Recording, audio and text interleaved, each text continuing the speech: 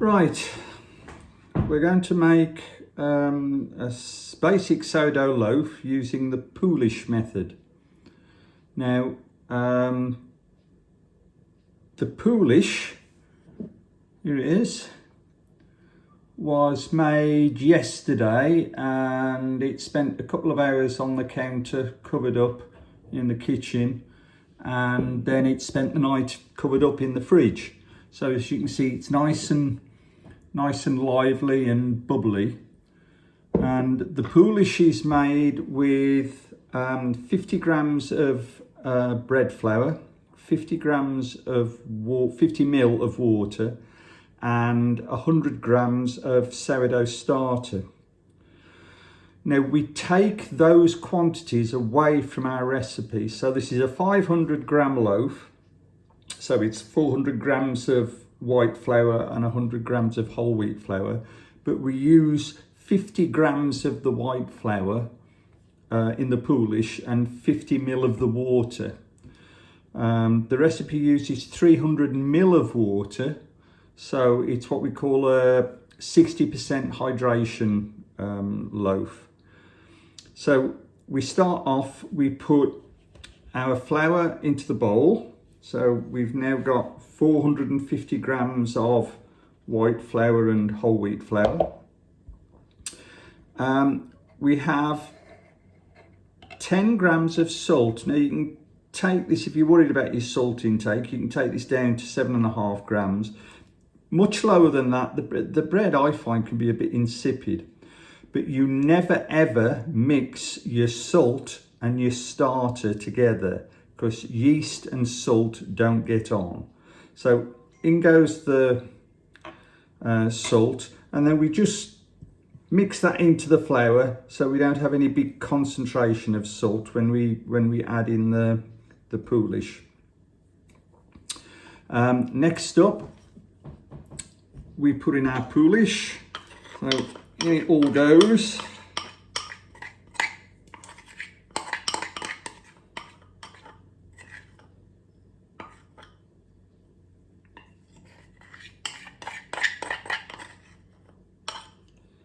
There we go. And then finally, remaining 250 ml of water. Now, some people like to mix the basic dough first and then add the Polish later. I've tried both methods. I'll be quite honest, it doesn't seem to make a lot of difference. So, mix it all together. Turn the bowl, pull all the ingredients into the middle, and slowly but surely this will form into a very wet, shaggy dough.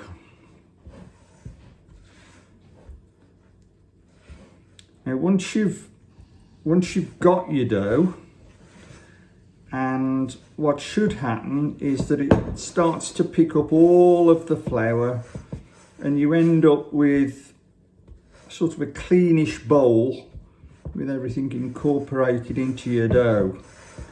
And at this stage, it really is just about getting your hand in there, getting messy, and mixing it all in. Clean off your fingers. And if you find you've got some little bits of flour in there that it's not quite picking up, just pull apart your dough, so the wet bits on the outside, and carry on mixing. It takes a minute, 2 minutes just to pick everything up.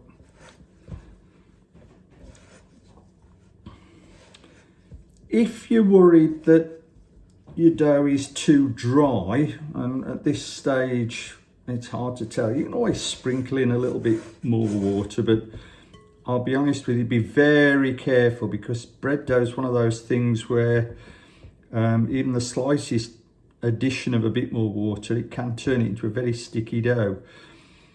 As I said at the start, this is a 60% hydration loaf. You can do 70, 75% hydration loaves, but they're very wet and they're very difficult to work, certainly early on. So I think to keep it simple, you know, go with 60% hydration and then go from there. So if we were making a kilogram mix, we'd be using 600 ml of water, but as it's only a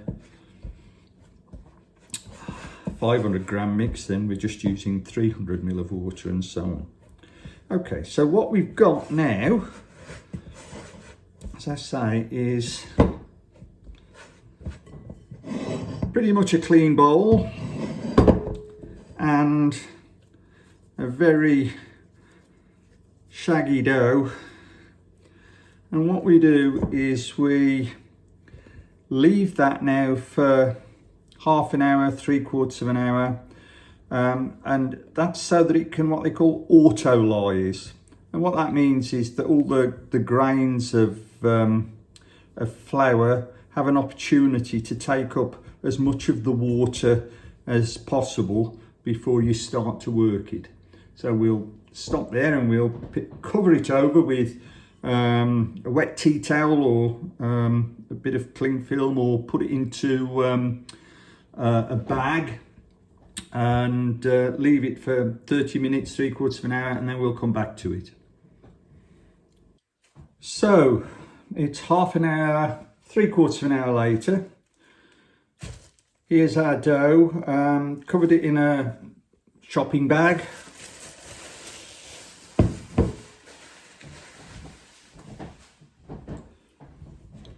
You can see now it's quite moist. The flour's taken up the water. So what we're going to do, got a scraper here. These are really useful. If you haven't got one, I highly recommend you get yourself one. And what we're going to do is we're going to scrape out the dough, which is, you know, still quite sticky. Put the bowl to one side. And what we're going to do, what's called the first fold. All right, so first thing you need to do is, because the dough is so sticky, you need to wet your hands. And that way the dough won't stick to your hands. So we pick up a corner and we stretch the dough. Try not to tear it. The idea is to stretch it rather than tear it. Fold it over. Turn through 90 degrees. Repeat. Turn through 90 degrees. Repeat. Turn through 90 degrees. Repeat. Now, you're going to do this every half an hour, another 3 or 4 times.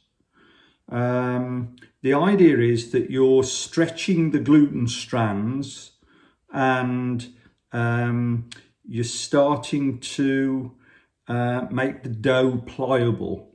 As soon as you've done your 4 folds, pick it up, back into the bowl. Bowl back into the bag.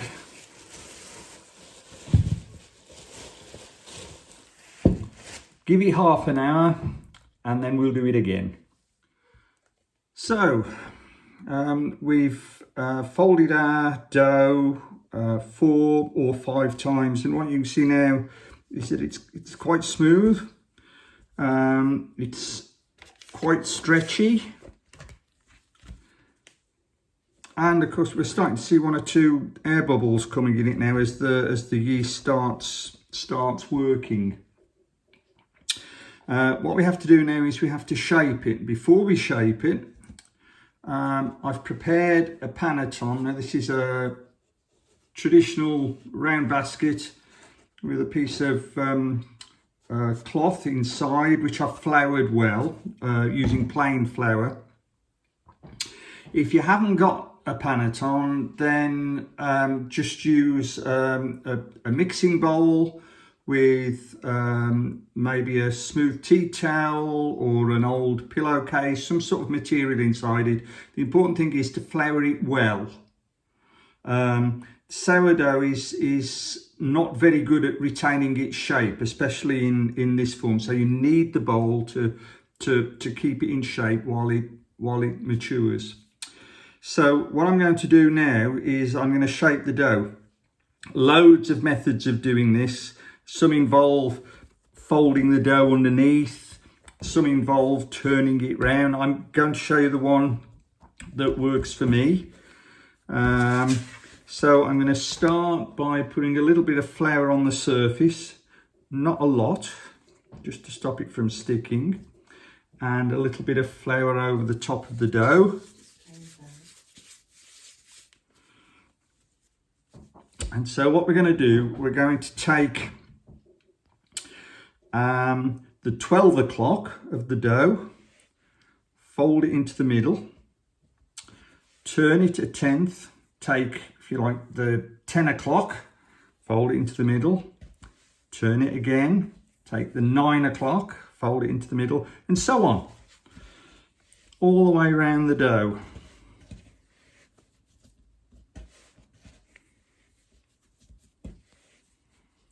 Until you get back to where you started. And then turn it over, work it into a nice round shape, and then what you do is you form your hands into what I call a gate, and you pull it towards you.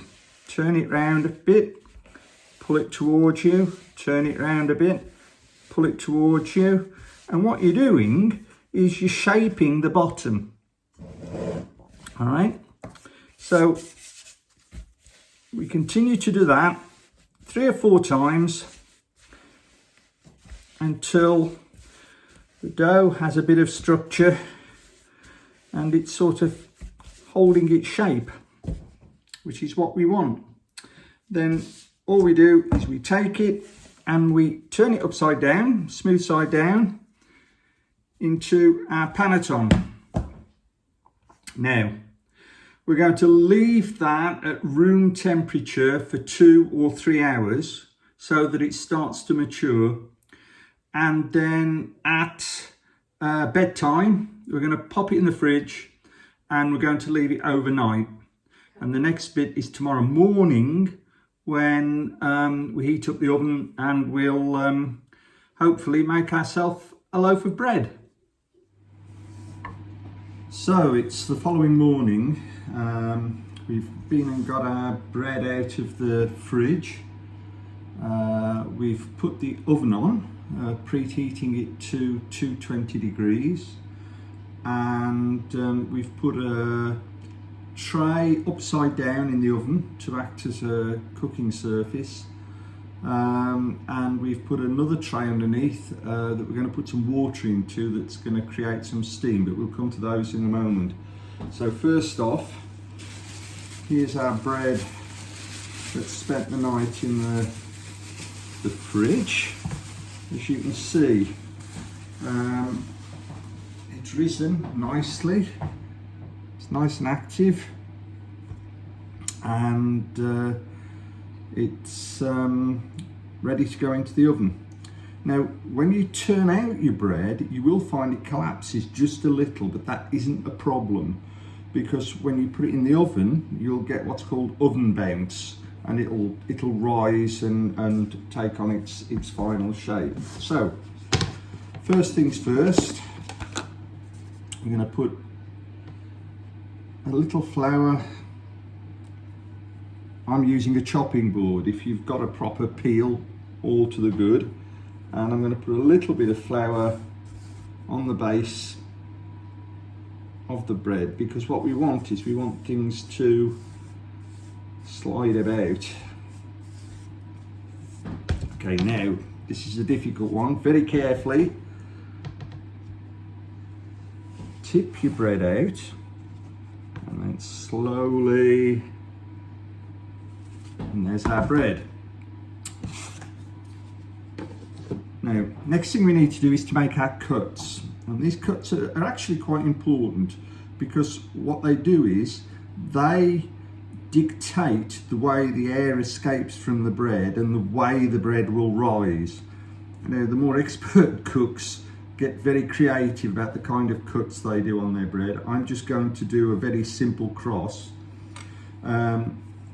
You can get special tools to do this called lames, but I'm just going to use a very sharp knife. And just be confident in your cuts. Let's do that one again. Doesn't want to go. As I say, don't worry if it collapses just a little bit. So now we're going to move things about a bit. So we're going to come round to the oven, go handheld for a minute, and as you can see, I've got a tray in the top and a tray in the bottom.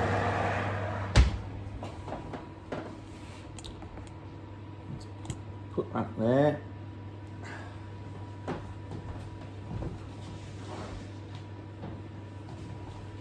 So the first thing we want to do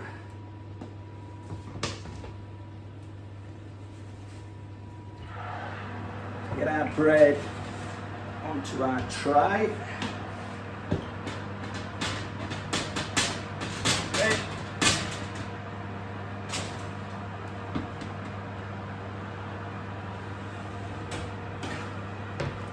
And then we're going to add some water to our second tray, and that is going to create some steam, which is going to help with the crust.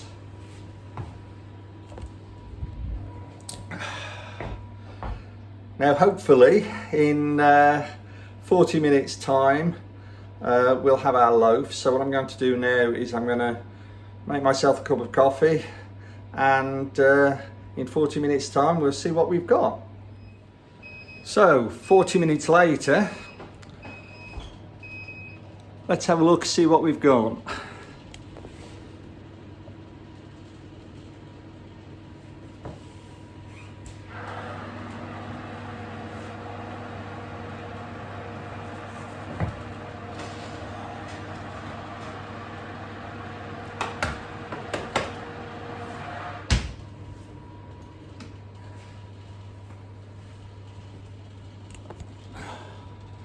So, as you can see, we've had that lovely oven bounce and it's risen back up. You can see where the cut has defined the rise of the bread. We've got a nice, quite good regular shape. So what we do now is we transfer that onto the cooling rack. You can, if you wish, or rather you should, just very carefully lift up your loaf, tap it. You want that nice hollow sound. There, drop it on there. And I think you'll find the hardest bit is actually waiting until it's cooled down enough so you can cut into it and try it. So we'll do that next. It's the moment of truth. Our bread's cooled down nicely. So let's see what she looks like when we cut into it. We'll take this end's slightly more done than the other ends, so we'll cut in here.